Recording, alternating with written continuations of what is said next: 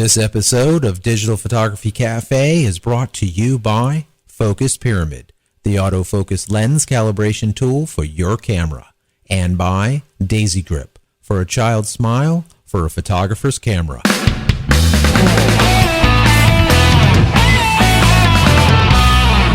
Welcome to the Digital Photography Cafe. I'm Trevor Current, your digital marketing guy. And I'm Joseph Christina, your professional photographer. So grab a latte, pull up a chair, and join us as we chat about the art and business of photography.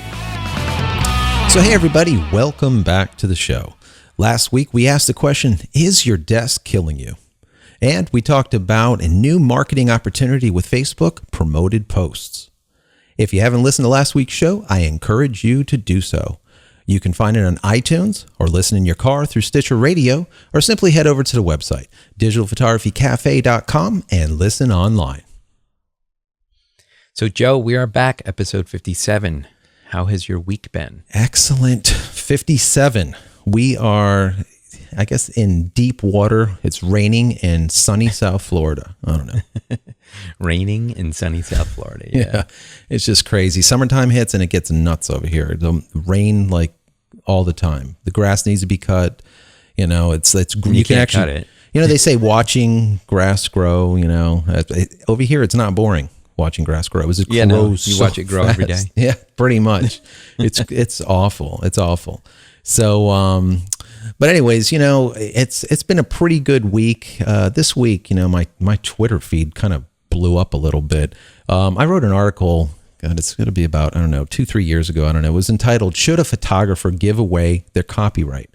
And I guess someone was kind of reading through the blog and, you know, I don't know, they tweeted it out there and all of a sudden it was like this big stir. And I was kind of commenting back and forth on it. And, you know, instead of doing this comment back and forth continuously, I figure we'll kind of talk about it on the show this week. You know, I think it'd be an interesting topic. But before we do I that, remember reading that article, and that was a good article. So I think it's definitely worth talking about. Yeah. It's, you know, it got kind of crazy. You know, there's people on both sides of the fence, and this whole big thing. But we'll get into that. But before we do that, let's get into some news. There's a lot of just exciting news that kind of hit the photosphere, I guess we could call it, right? This week. It's been kind of nutty, you know, some really cool stuff. You got Apple's, you know, WWDC, you got, you know, Canon releasing stuff, you got all kinds of interesting stuff. Yeah. So Apple's WWDC conference is on Monday, June 11th. So by the time the show comes out, right, it will be happening. And of course, the rumor mills are going nuts. Of course. As they always do. And so this time around, things have kind of changed up a little bit. You know, they've been rumoring the iPhone 5 for a long time. I mean, ever since, you know, before the 4S came out. Exactly. You know? So there's anticipation of them announcing the iPhone 5. I am waiting with bated breath because I'm tired of my 3S. I want to get you and the me iPhone both. 5. Oh my God. But, you know, there are other rumors that are saying a release date of more like September, October timeframe. Yeah. End of June would be right in line when they release the first iPhones, like on that 2-year basis. Right. Now, you know, they're saying that it could be September, October based on when the 4S was released last year. Right.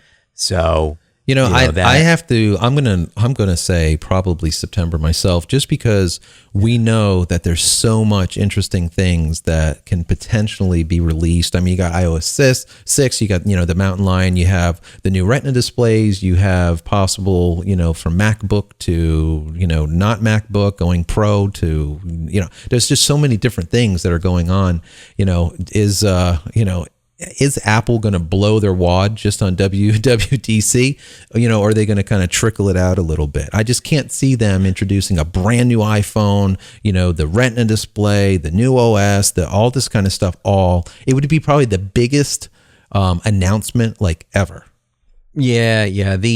That's what's really starting to pull the headlines now, is that they're going to be revamping their whole laptop line. Right. And doing away potentially with the Pro line and just making everything Pro level. So basically getting rid of the intro level MacBook and kind of just making everything the pro level quality, Right. but just keeping one name. I think they're just trying to simplify the product line, just like, when they went from iPad 2 to the iPad 3, they called it the new iPad. Right. I think it's kind of along those same lines. There's even rumor that the iPhone 5 is not going to be the iPhone 5. It's going to be the new iPhone. So, who knows? We'll see. I mean, Monday's only a few days away. And you know if what, you're listening to this on Monday, it'll be now. Yeah, So- which is kind of, yeah, that's right. Which is kind of odd because, look what they did with Final Cut. They didn't go, let's only go pro, with Final Cut. Instead, they went, let's only go consumer with Final Cut. Whereas here they want to go, let's only go pro with our laptops and get rid of the consumer, lower cost laptop. So I don't know. I don't know. It's kind of doesn't make sense to me, but who knows? Maybe that's what they'll do. They can do basically anything that they want to anything do. they want. Yep. And us as consumers will just go along for the ride. 'cause Absolutely. we love Apple. Oh, yeah. So yeah, I'm looking forward to it. I'm excited to hear what's happening. Yeah. So the other kind of interesting thing this week was the Canon Rebel T4i. This is huge news, Trev. Yeah, it actually is. Indirectly huge. And not from the standpoint that, it's a Rebel. I mean, from the pro market, not so much. But what's really interesting with it is the technology that they are now integrating into this new body. Right.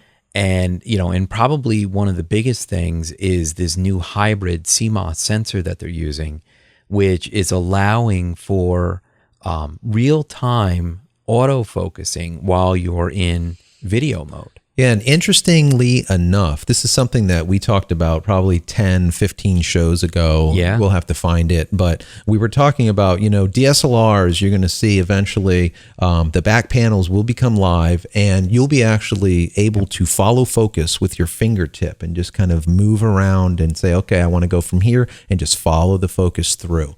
We were talking about that. And indirectly, it's kind of happening.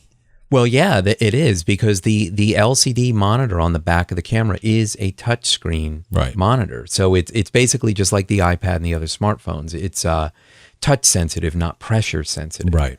So that's what you can do. So if you're shooting in live view mode, video or stills in live view, you can actually touch the back of the screen on the subject. Right. And it will track that subject. So if the example they give is if you had, if you were doing a group shot, you're shooting video into a crowd of people, and you found somebody in the crowd that you wanted to focus on, you could touch them on the LCD screen, and the camera would, using contrast and tracking, would actually follow them throughout the scene. Amazing. Maintaining focus on them as opposed to them wandering out of focus. Right. So, that's so huge, right?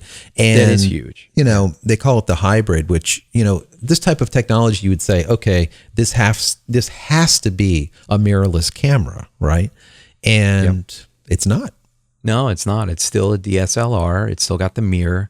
But now they're really moving this whole, the idea of the hybrid of taking the technology from the point and shoots that already do this, right, and pulling it into the DSLR. So when that mirror is locked up, it's basically like a mirrorless camera at that point, and the image is actually being shown on the back of the LCD, and now it basically becomes like a massive point and shoot.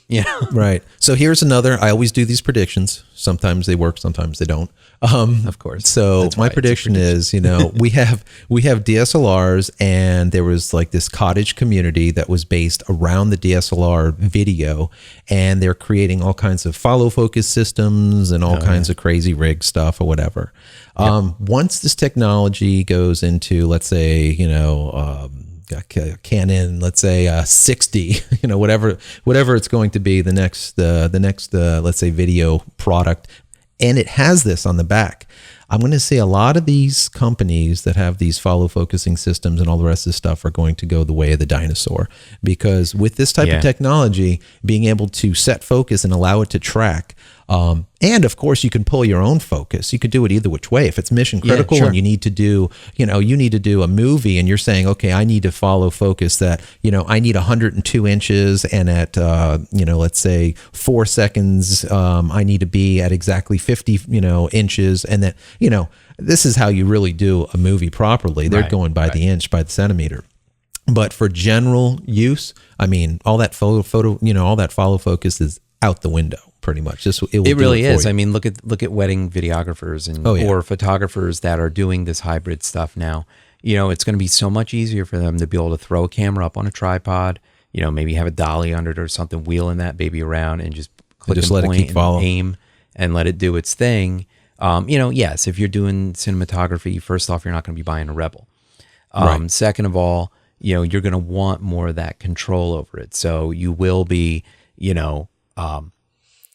actually doing manual focusing and stuff. So I don't know. It's interesting. They also came out with a couple new lenses pretty much designed for doing video with this technique. Right. And they use a stepper motor in them. They're called STM lenses. So we have an EFS 18 to 135 f3.5 to 5.6 IS STM, Right. and then this nice little pancake lens. It's an EF 40 millimeter Right. f2.8. And that's So the idea- only one that will be bought by cinematographer, anyone that's doing. yeah. I mean, And 2.8. That's a nice. The other lens there, lens, a that's 40. basically just, a 3.5 to 5.6. No one buys variable lenses Nah, if it's you're doing like it a kit professionally. So pancake lens 2.8, that's got my name written all over it. So Yeah. but yeah, So I it like that. uses So these this things are going to do silent focusing, Yeah. right? Yep, silent and fast autofocusing, very much like the mirrorless cameras Right. that have now. The interchangeable lens mirrorless cameras. So this is really neat. And there is no focusing ring on these lenses to do manual focus. It's all focus by wire, they call. Mm-hmm. So you will actually be controlling the manual focus on them digitally without actually touching them. So I don't there's know no how, external I don't know ring. if I like that. Yeah, I know. don't know. It's kind of nice to be able to have that control, but Yeah. I like to be able to do both. I want my digital, but I want the manual too. When I really need to get, down and dirty, get down to the nitty gritty. I mean, I like to be able to do that. You were talking about this whole follow focus. I'll give you a real world. I had, it was a third shooter on a wedding that I did. It was like just a really big high-end wedding in Palm Beach, and it was mission critical to get the bride coming down this long God, it was probably about 50 feet long, this entrance, right? And we had to keep the bride in focus for the entire time. Obviously, we're shooting DSLRs all the way up to where the priest is standing by the altar. I trained him, it would had to be about a week straight to how to pull focus at different points of this 50-foot run and mark the lens and all this. So, this was like this was a very important thing. So now imagine this, Trev, this whole week that it took me to get him to actually be able to do this and do it right. Is basically out the window. I mean, this new technology just eliminates you set that. the focus on the bride and say, I want you to stay there, and then just leave it sit there and just it'll just follow her straight up to the altar. That's crazy. That's nuts. It is. I love it. Yeah, it's cool stuff. Yeah. So, anyways, we have some other news that came through, of course, about LinkedIn, and you know what? LinkedIn is just having an absolute crappy week this week. Yeah. But I tell you what, before we get into the LinkedIn, God, they're just not doing well. Let's go ahead and hear from one of our sponsors real quick. Have you ever tried to photograph a child who was on the move and wouldn't settle down? A child who just wouldn't give your camera the time of day no matter what tricks you tried? If so, we have some great news for you. Introducing the Daisy Grip, your go-to tool for capturing a child's smile. Just think of the Daisy Grip as your third hand. Just place it into your camera's hot shoe, insert the child's favorite toy or puppet, and let the smiles begin. Imagine the storytelling magic that you'll have at your disposal with a ferocious lion or a friendly monster sitting on top of your camera. For the ultimate attention getter, place your smartphone into the Daisy Grip and play the child's favorite cartoon. With the addition of a Daisy Grip bracket, you can free up your hot shoe for a flash or wireless transmitter. Let Daisy Grip put the space above your lens to work for you. Make this indispensable tool your new best friend. Head over to daisygrip.com/DPC to get the listener discount. The Daisy Grip, for a child's smile, for a photographer's camera. So, all right, Trev, I was kind of alluding to the LinkedIn problem this week, and I would say it's not even just, a single problem. It's a multitude of problems they're having, right? Yeah.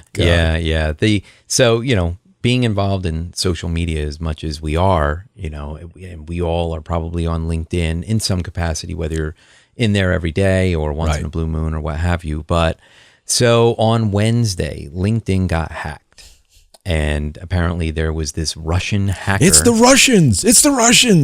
Yeah. They nabbed 6.46 million passwords. Wow. And posted them on a forum. That's awesome. They were there without usernames. And it was supposedly done more as a proof that they could do it type of thing, and that they broke their encryption and got the passwords. Apparently, same hacker stole 1.5 million eHarmony passwords. That's it. I'm shot. My eHarmony account. We're done. Yeah, I'm done. That's it. So that's really bad news. So LinkedIn did confirm that they did have some issues with passwords. Some issues. I love it. Some issues. Yeah. They didn't necessarily come right and say, we had 6.4 million passwords stolen, but.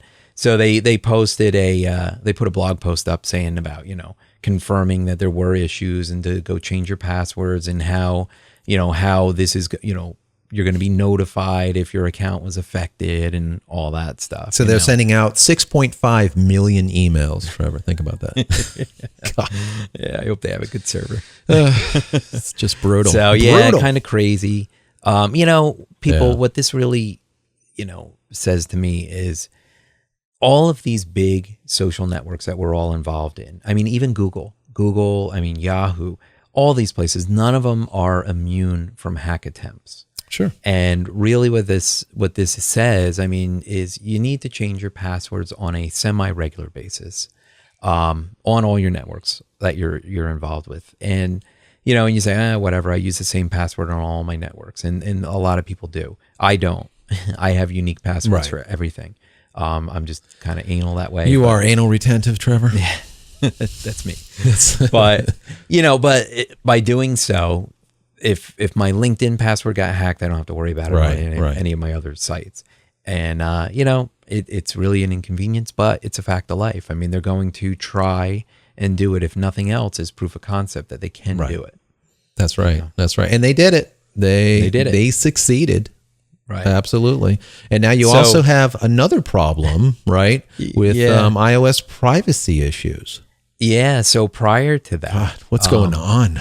Yeah. Prior to that, this security firm called SkyCure Security discovered that the iOS LinkedIn application was actually phoning home with all of your calendar data. Yeah. So basically, if you're sharing your calendars through LinkedIn, through the app, it was sending your contact names, your subjects, the location, the time of the meeting, even meeting notes. So a lot of people we know why they do it, right, Trev? They do it so that they can, glean who else is in your quote unquote network so they can invite them into your LinkedIn network, right? We get that. But listen, you just need to know who they are. You don't need meeting notes, times, and locations and the subjects. And you just need to know who the people are so that you can go and solicit them. Not that we want you to, LinkedIn, but technically that's all that you really need to know, right? Right. Well, they did come back and say that, we're using SSL to send the information. If it's compromised, it doesn't matter if it's secure or not, right? Well, yeah, absolutely. That's exactly right. If their servers get compromised again, and then all of a sudden this data is coming over, then that's that much more data that the hackers are going to have access to. But they do say they don't store it, and they don't sell it to third parties or anything like that. It's kind of like a temporary thing. I guess it comes over, it gets held, they do their little algorithm magic on it, and then they spit it out. But still, they said that, given this, that they will no longer send meeting notes from the application. And they did say it's purely opt-in. You can turn it off. You don't have to have it turned on. So my advice to everybody, go turn that off. If it is on and you're using it. You don't need to share that with anyone in LinkedIn, right? You don't need to. Absolutely not. Absolutely not. So, anyways, kind of moving out of news, I kind of alluded to the Twitter thing that kind of happened, and how someone kind of brought up an article. Once again, the article was called, should a professional photographer give away their copyright? And it was an article that I wrote a while back that I was alluding to at the beginning of the show, and it gained traction because it seems like whenever someone surfaces this article, people go kind of like nutty with it, but what is the story? Do you, what's up with copyright? Do I give it away? Do I not? We know that there, everyone, I mean, even down to a bride, even brides ask, oh, do I get all of my pictures? Do I own my pictures? Can I put them on a DVD or a CD? Right. Right. Well, this kind of, the article kind of talks about this a little bit. And, I guess how this all came about is years back when I first got into photography. I was at the Art Institute, which many of you I'm sure know already. I got out, I was working in the ad agency, and I met with this amazing photographer. And I don't remember if it was fashion, but he worked for a major magazine, and he worked there for 20 plus years. And he did just some incredible work. And he was probably in his 50s or so. And I was talking to him, and we were talking about this. I'm out there and I'm shooting now and I'm doing this or whatever. And he told me, he said, Joe, always retain your copyright. You always have to retain your copyright. And I look at him, I'm like, what does that even mean? I was just like, right. Just out of school. He's like, just remember this, always retain your copyright. He said, because me, I've taken probably 1 million pictures in my day. And since a majority of them were from, let's say, firm X, that made me sign over all of my rights to all of the images that I have. All of these images I've had for the president and, all of these pictures for all of these years that I took for them, I own none of them. Not that I want to do anything with them, but I just want to write a memoir. I wanted to, put together a nice biography of myself, of a working photographer for all these years. And you know what, Joe? Right. I can't do it. No, and that was so common back in the day. Right. Where, these photographers that would shoot for news organizations or, magazines or what have you, they were shooting for them as like an employee for them. So technically they, as the employer, own the copyright, not he as the creative photographer. Right. And that really is that really is a problem. And I think a lot of people nowadays are a lot more aware of that. And if you're not, you should be. Yeah. Because I agree, you don't want to sign away your copyright. Yeah. So, anyways, before we get into the whole copyright thing and the difference between copyright, and we're going to come into some usage rights and whatnot, let's go ahead and take a quick break to hear from our sponsor. Are you frustrated with slightly out of focus images when you know your autofocus spot was dead on? It's simply not your fault. From manufacturer to manufacturer, and even lens copy to lens copy, there are slight variances to the exact spot where light is being focused onto the sensor. Finally, there's a product that allows you to compensate for those variances and make sharper images immediately. Focus Pyramid, the autofocus lens calibration tool, is an absolute must for every photographer. If you want to make the sharpest images possible, then you need to take control over your camera's focusing system. With the Focus Pyramid, you can calibrate all of your lenses on your lunch break. The Focus Pyramid makes lens calibration quick and easy at an affordable price. So give your lenses a new lease on life and take your photography to the next level. Head over to focuspyramid.com/DPC and get an additional 10% off just for being a show listener. Sorry, Trev, we're back. Now, we're talking about copyright and usage rights, and, and I kind of alluded to the whole thing with brides. I mean, obviously this happens on the commercial side all the time, but give you a quick example. Brides. Always you get the bride that says, oh, do I own my pictures and whatnot?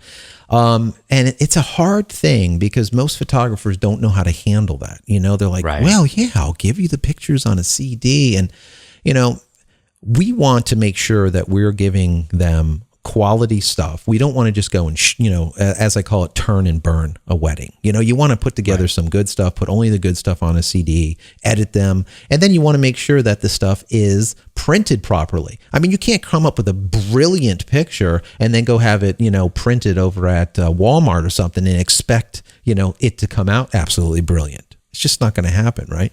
Right. So, for many years we've gotten into with the brides and kind of just told them simply, listen, what you are receiving is usage rights. The copyright remains with the photographer, but we give you the usage right to them to do whatever it is. And that right is what you have to determine as a photographer. How much right are you going to give to the bride? How much right are you going to give to the commercial entity? And there's different types of rights. So, for example, for us, when we do commercial work, we have rights which would be, let's say, web usage rights. We have local usage rights. We have regional, national, worldwide. We have usage rights that are based on viewer, like readership. We have per million usage rights. And then we have also full usage right? So, to kind of break it down a little bit, understand this. If you're doing work for like let's say a commercial entity, a client, even a bride, if you ask the client simply, what are you going to use these pictures for? So let's say it's a client that you're doing pictures of a product. What are you going to use it for? And they come back to you and they say, oh, we're going to use them just for the website. Well, keep in mind, clients always lie. That's just their job. They're trying to get off as cheap as possible. They're going to lie to you, which is fine. For as little as possible. Absolutely. It's your job to now find out where they really are going to use it. So, the best thing that we do that has worked over the years is, if someone says we're just going to use it online, okay, that's fine. What you're going to give them is only 72 PPI images. And then guess what? They can only use them online, right? Sure. They try and print from them. They get what they get. Yeah, it'd be nasty. So the other side of that is if they're going to go into some type of print, and they're upfront with you, you're going to charge a little bit more. So maybe let's say web rights is, let's say $25 an image, maybe usage for local might be $100, whatever it is for your region or your location that you can charge, that's what you need to charge. It's one of those really, it's a sticking point, right? Well, it is a sticking point. And, not only from the photographer standpoint, but also from the client standpoint. Now, you're going to have two levels of clients. You're going to have your commercial, your news agency, your magazines or what have you that understand rights, and they very well may want copyright because you're working for them. They want to own the copyright to it. Everybody else, they don't understand the difference between copyright and usage rights. Right. What they may be asking for is usage rights, not. They may say, oh, I want to own the image. Well, you can use the image, but you're not going to own the image. Right. And at that point, it's kind of your job, I guess, to educate the client and say, well, there's two types of rights. There's usage rights, which means I will give you the image and you can do with it what you please within these guidelines, or full usage rights, which means you can do whatever you want with it.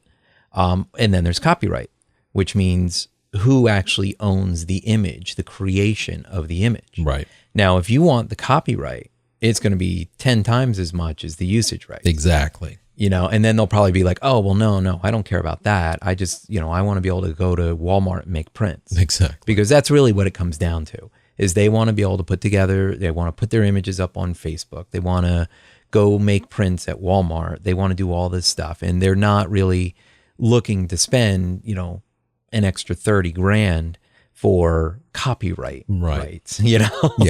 And that's the thing. Once you illustrate exactly what the cost of a copyright would be for images, then usually they're like, maybe we don't need that. I just want full right to be able to do whatever I want to do with them. The other side of that, the flip side of it is like in your business, you were an illustrator for years for major companies, and you had photographers that would shoot images for you guys, right? Yep. Which I would call it collateral material, pieces of final works. Those final works would be done by an illustrator like you. So, they would, let's say it's a product or maybe a candy bar. They would shoot a candy bar in you'd have 400 shots of every angle of this candy bar. Yeah. And, they could go ahead and give the right over to you or maybe give you full usage to them. But the bottom line is the final product is going to be a product that's going to be a derivative of all of these different shots and different pieces of collateral material. The final product will be yours, Trev, right? That will be your creation. So that creation should be something that you own in comparison to all of these other little pieces of the puzzle, right? Yes, well, that's exactly right. So the photographer, let's say, for example, we were doing a food packaging, and I've done a million of these. So, on the front of the package, you want a nice beauty shot. So we'll take the product and we'll do a great shot of just the product itself. And then we may want some inclusions. Let's say if it's ice cream, for example, well, in that ice cream are berries and maybe some almonds and things like that. So we'll shoot some separates of the berries and the almonds in all different angles and groups and piles and this and that and the other thing. And then I will get all of these elements and then I will compose them.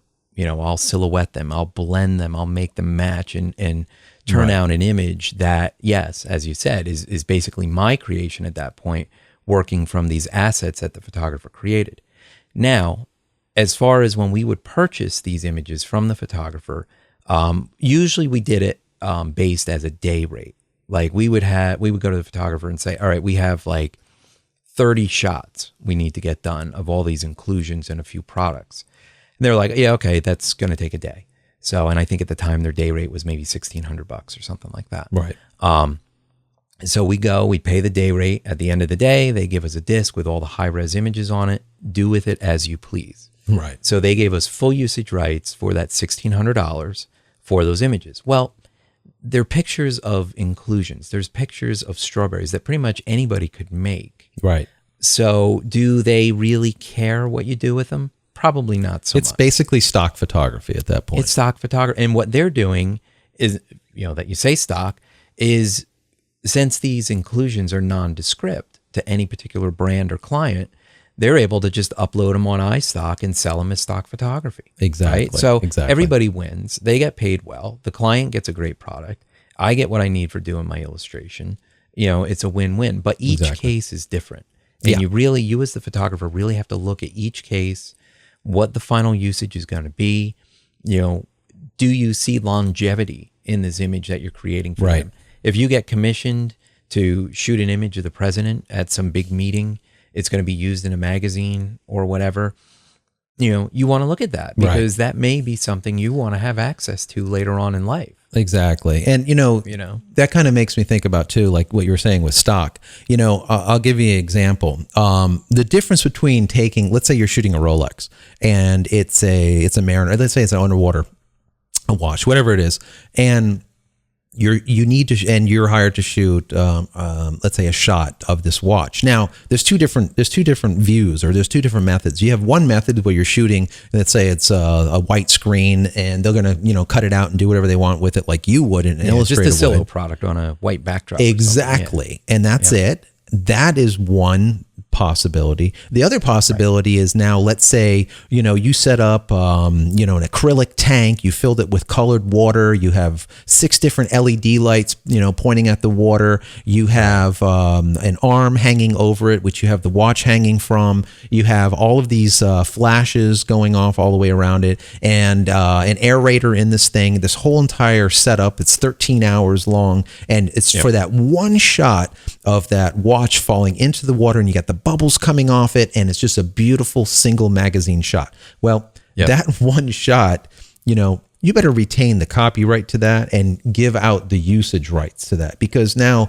that is an artistic creation by you that took hours and hours and hours and hours. That is not a piece of iStock. No, and I agree that imagery should not even be something that a magazine would ask or should ask for copyright on. Right. Because it's not necessary. Right. It's product photography. It's beautiful product photography. It's something very elaborate. But I for the most part, I really see no image or no reason why to surrender your copyright to your images. Right.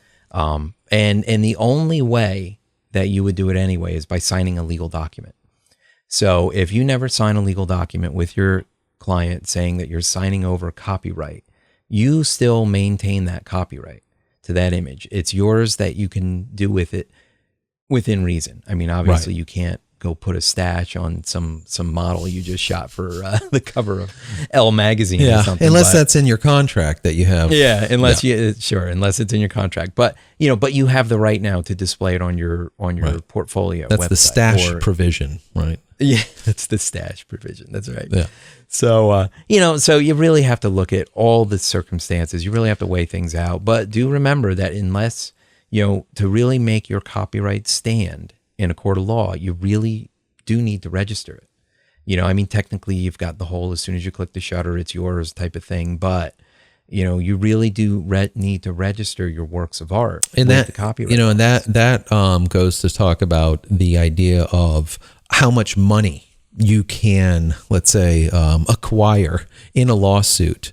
Right. And if the work is registered, you will be able to win more if you do win on copyright than if it wasn't. Yes, whenever you pull that trigger, if my daughter goes and takes one of my cameras and goes and shoots whatever she pulled the trigger on, she owns it from that day forward. That's just the way it is. Now, the same thing with anyone else that's shooting photos.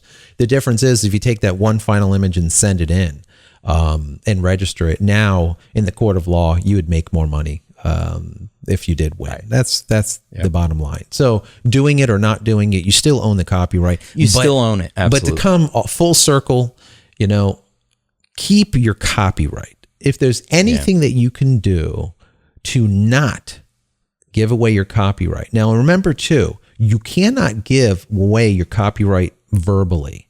You must, in writing, say, I am giving, I, Joseph Christina, are giving Corporation X full usage and copyright to image X. That's the only way to transfer copyright from me, the owner, to, let's say, Mr. X or Company X. It has to be done in writing. So, to do that, you really need to think twice about it, because if it's anything that you might want to use in the future, just don't do it. And if you're going in-house as an on-staff photographer for a big agency or something, you need to look at your contract, right? Your employment contract, to see if they're saying that everything that you create while you're employed there belongs to them, that you have no.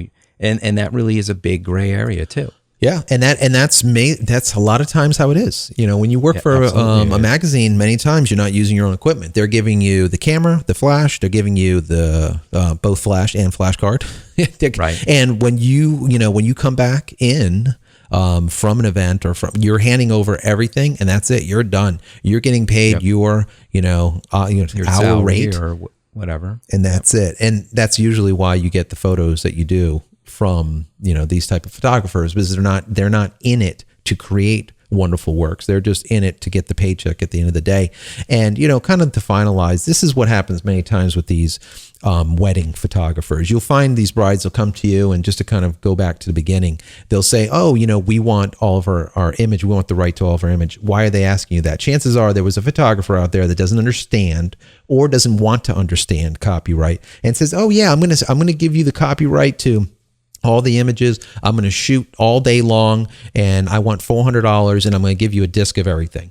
Those discs I get in the studio all the time from brides that want an album made, and the discs are full of out of focus, overexposed, underexposed junk, because they don't care to put their name or onus onto the image. And like what I'll tell brides is, if they don't care enough to want to own the image, you really don't want the image.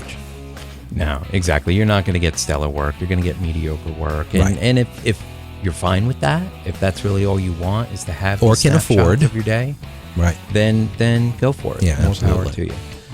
It's all right, Trev. I think we need to get out of here before we start running late. Time, like we always do. Yep. So thanks again, everybody, for joining us. And if you have any questions or topics you'd like discussed on the show, shoot us a message through the website at digitalphotographycafe.com. or connect with us on Twitter at DPhotoCafe. Joe, if people want to learn more about all your really cool articles and stuff that you've written, where can they connect with you? Well, thank you, Trev. They can find me on the website at alluremm.com, at Twitter That's at Joseph Christina, and that's Christina without an H.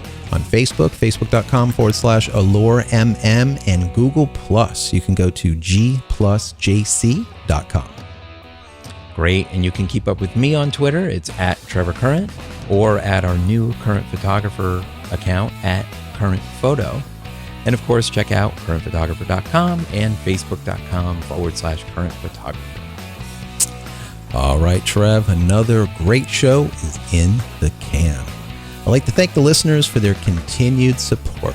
If you enjoyed the show, we encourage you to subscribe for free in iTunes or via RSS to have them delivered directly to your computer automatically.